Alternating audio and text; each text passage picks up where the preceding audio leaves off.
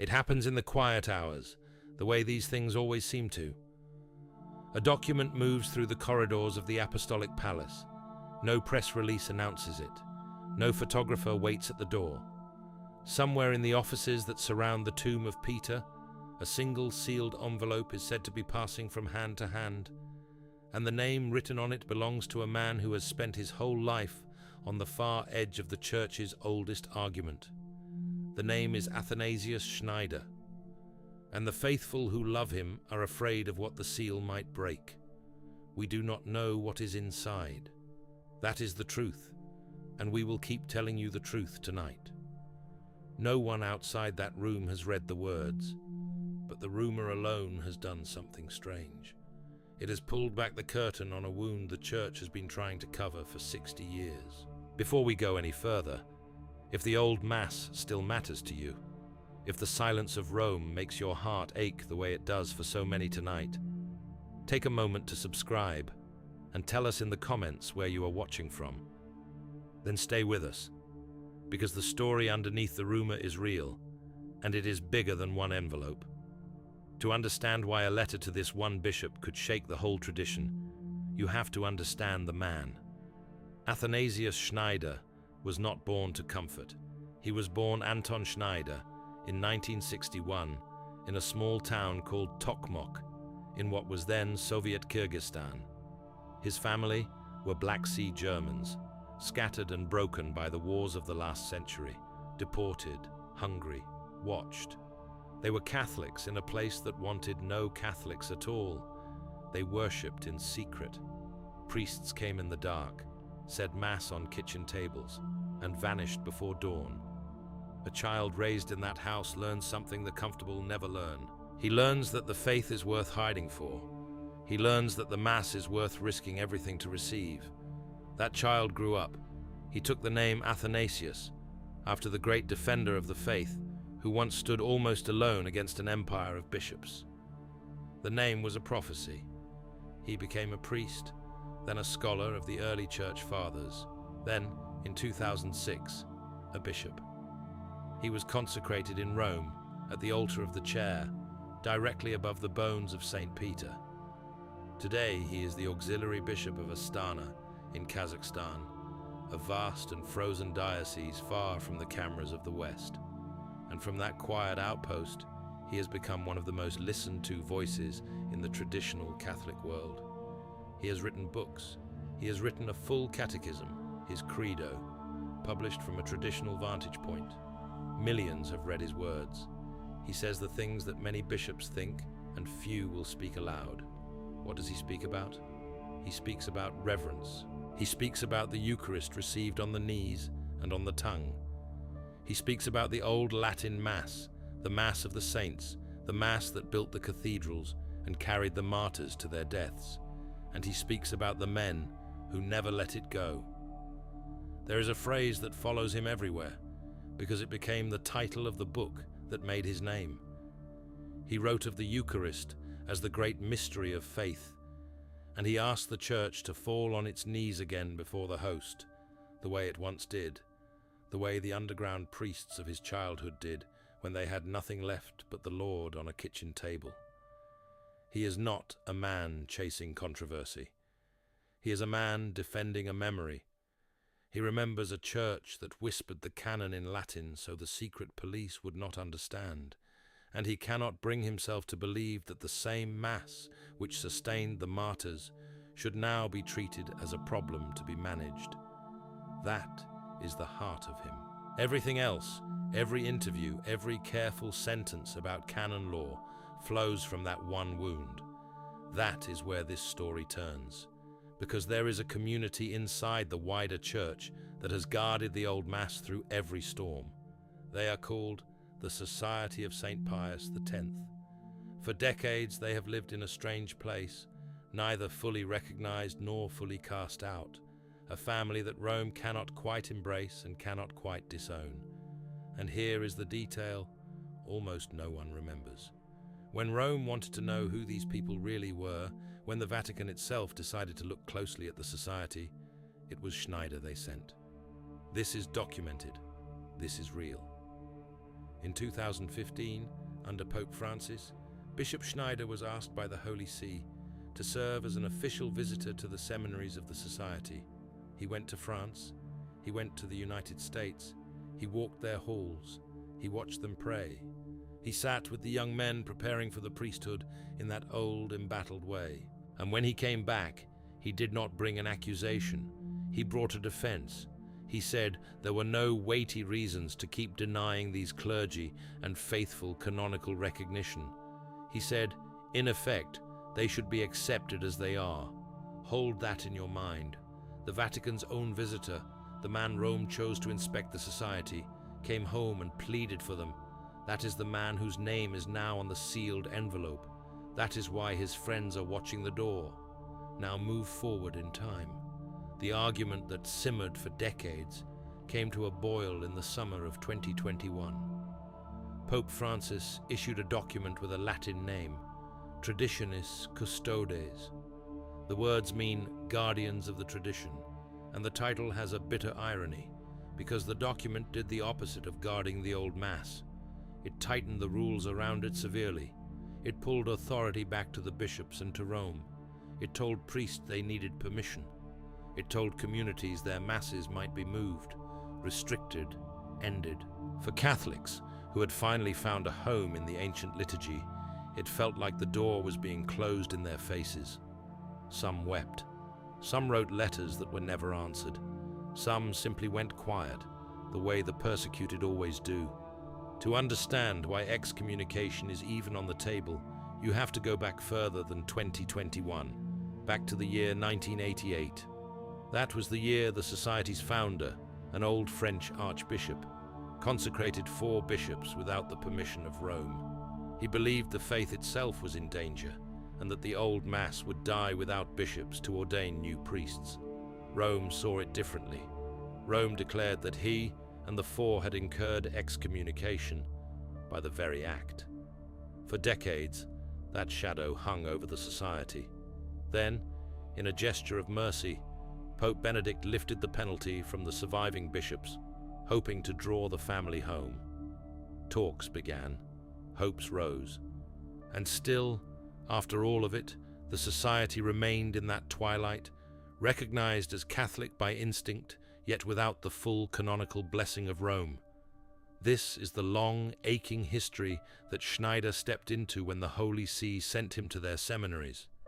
He knew the whole weight of it. He went anyway. And the Society of St. Pius X watched the new restrictions descend from their strange middle ground. The tension that Schneider had once tried to soothe began to harden again.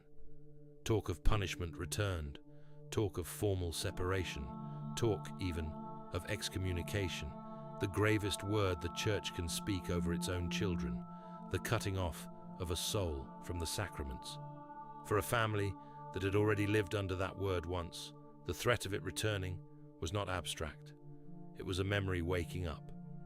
This is where Schneider does the thing that has made him a hero to some and a problem to others. He refuses to be quiet. In recent months, in a meeting that was supposed to be private, the bishop spoke about the threat of excommunication hanging over the Society, and what he said is the verifiable heart of this entire story. He suggested that if such an excommunication were imposed, it would in some way not be valid. Not because he thinks discipline does not matter, but because, in his reading of the Church's own law, you cannot punish a schismatic act where there is no intention to commit a schismatic act. The Society, he argues, does not want to leave Rome. It has never wanted to leave Rome. It wants the old Mass, and it wants to remain. And you cannot excommunicate a man for refusing to walk out the door he is begging to keep open. Sit with the weight of that. A Catholic bishop, in good standing, consecrated above the bones of Peter, is telling his brother bishops that a punishment they are considering might be empty before God. Not other Catholics. A bishop, to the men who hold the keys. That is not a small thing. That is a tremor running up through the foundations. So now you understand the room, you understand the seal. Into all of this walks a new pope.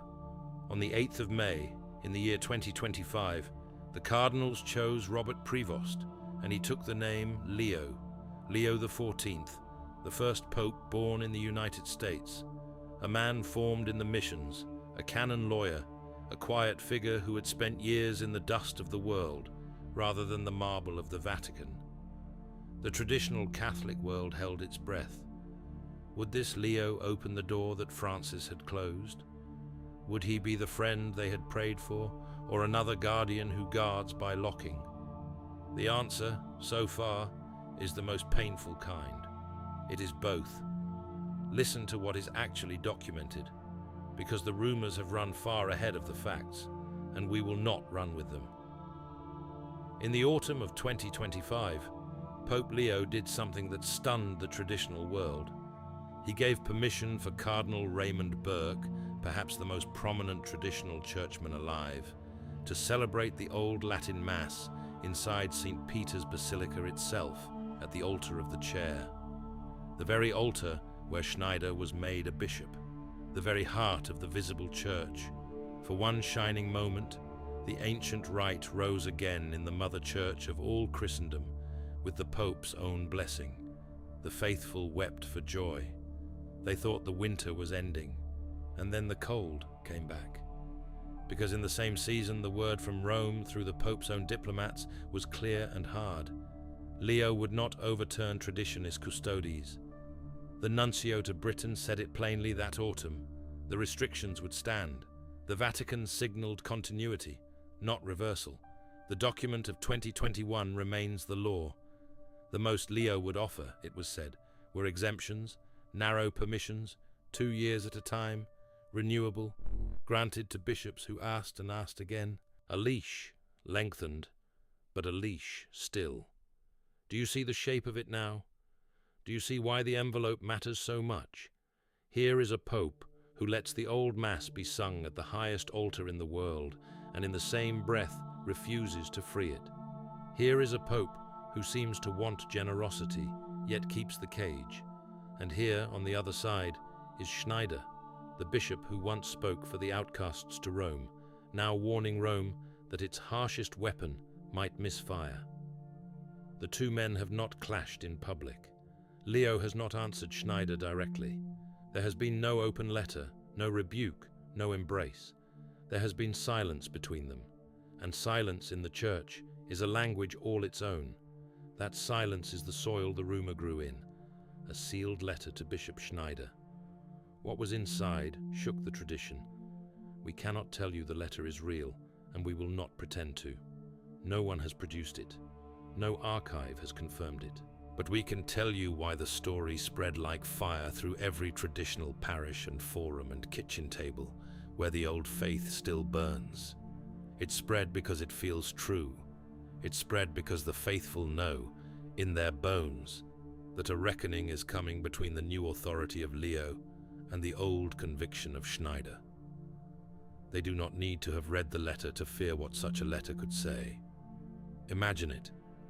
Imagine an instruction, sealed and quiet, telling the most beloved traditional bishop in the world to stop defending the society, to stop suggesting that excommunications might be invalid, to bend the knee not before the altar, but before the discipline.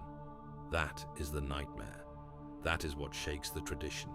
Not a thunderclap, but a whisper from the top of the church to one faithful man, telling him the door he has tried so long to hold open must finally be allowed to close. Or imagine the opposite. Imagine a hand extended in secret.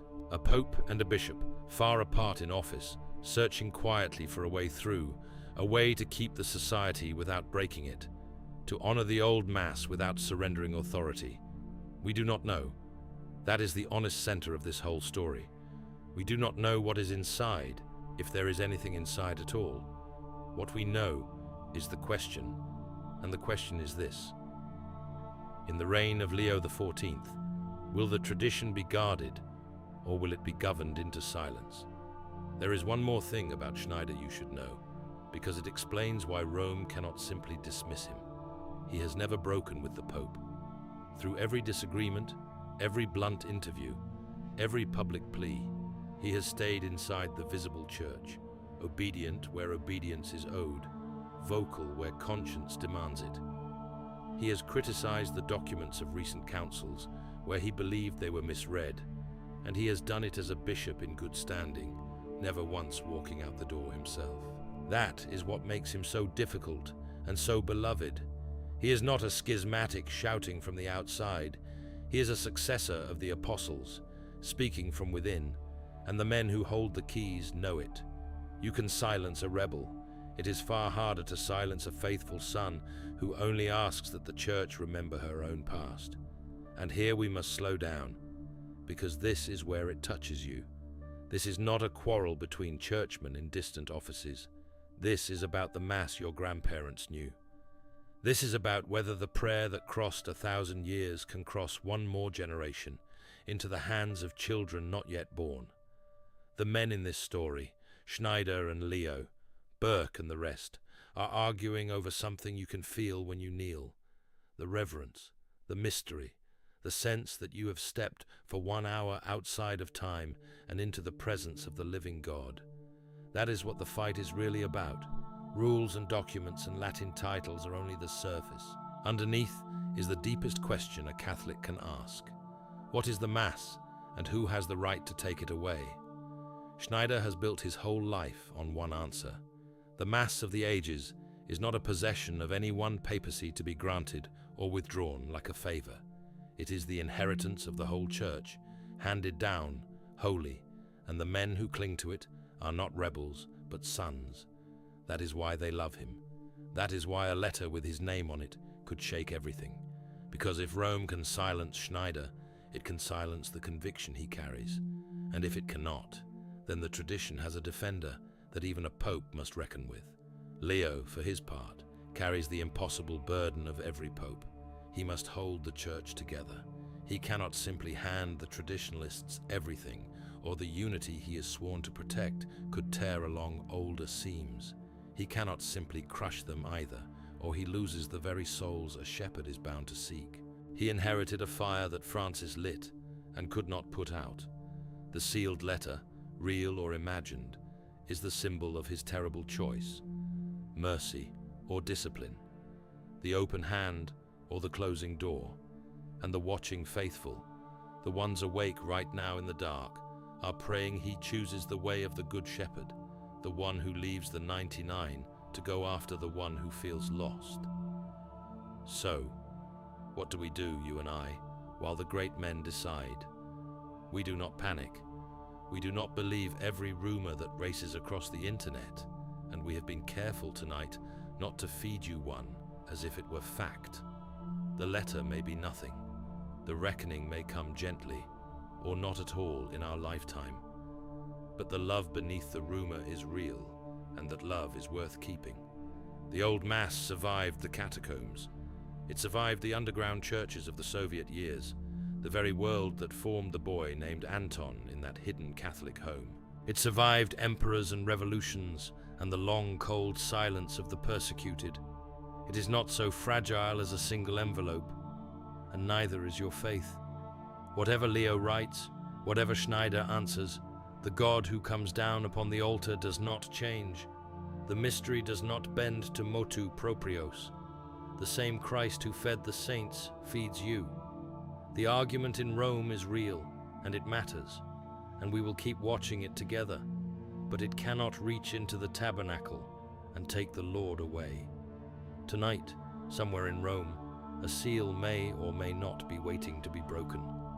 We will tell you the moment we know more, and we will tell you the truth, even when the truth is that we do not yet know. Until then, hold to the Mass. Hold to the bishop who has held the line. Hold to the Pope, and pray that the keys of Peter are turned with mercy. The tradition has been shaken before. It has never been broken. And the men awake in the dark tonight, watching the door of the Apostolic Palace, are not waiting for the end of the Church. They are waiting, as the faithful always have, for the dawn.